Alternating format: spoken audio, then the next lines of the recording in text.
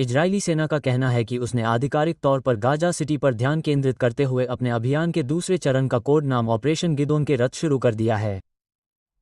एक बयान में इजरायली सैन्य प्रवक्ता ब्रिगेडियर जनरल अफी ड्रोन ने पुष्टि की कि सैनिकों ने गाजा सिटी के बाहरी इलाकों में पहले ही प्रारंभिक अभियान शुरू कर दिया है।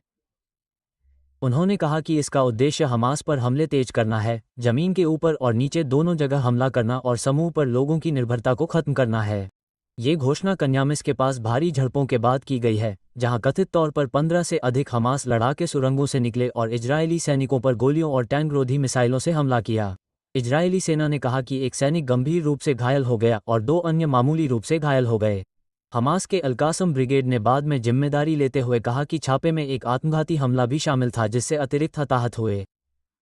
साथ ही इजरायल ने गाजा के सबसे बड़े शहरी केंद्र पर नियंत्रण करने की अपनी योजना के साथ आगे बढ़ते हुए हजारों रिजर्विस्टों को बुलाया है।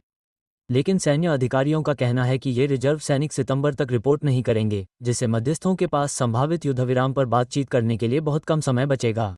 मानवीय प्रभाव और बड़े पैमाने पर विस्थापन के जोखिम को लेकर बढ़ती अंतर्राष्ट्रीय आलोचना के बावजूद इजरायल आगे बढ़ने के लिए दृढ़ है।